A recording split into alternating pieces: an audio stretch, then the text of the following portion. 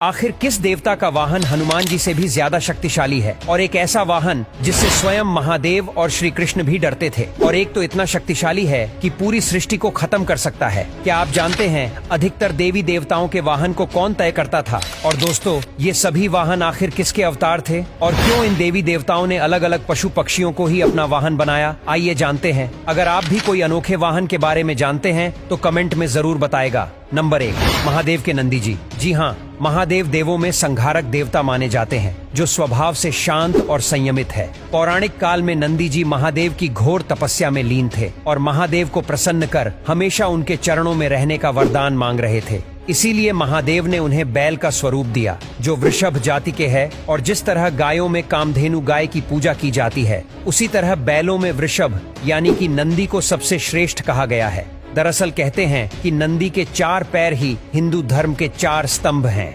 यानी क्षमा, दया, दान और तप। और अगर उनकी शक्ति की बात की जाए तो जब भी नंदी जी को क्रोध आता है तो स्वयं वह शक्ति से शक्तिशाली देवताओं से भिड़ जाते हैं। उसने अपने काल में बहुत सारे देवी देवताओं से युद्ध किया, जहां उन्होंने स्वयं हनुमान जी से भी युद्ध किया था। नंबर 2, भगवान विष्णु का गरुड़। भगवान विष्णु के वाहन गरुड़ वास्तव में प्रजापति कश्यप के पुत्र थे, जिन्होंने नारायण की कठोर तपस्या करके उनका वाहन बनने का वरदान मांगा। भगवत गीता के अनुसार जिस तरह नारायण सर्व शक्तियों से संपन्न हैं और उनका वाहन स्वयं गरुड़ जी भी सभी देवी शक्तियां के ज्ञाता माने जाते हैं, जो कि नाग के शत्रु भी हैं, वही गरुड़ स्वयं विश्व की बुराइयों को खत्म करने वाले माने जाते हैं। इसके अलावा जिस तरह नारायण सभी जीवों पर अपनी दया दृष्टि बना के रखते हैं, उसी प्रकार गरुड़ भी इस सभी पशु पक्षियों को ऊंचे आकाश में उड़ते हुए जमीन पर सभी जीवों को और पशु पक्षियों पर नजर रखते हैं और उन पर अपनी कृपा बनाए रखते हैं। और हमेशा तेज दृष्टि का होने के कारण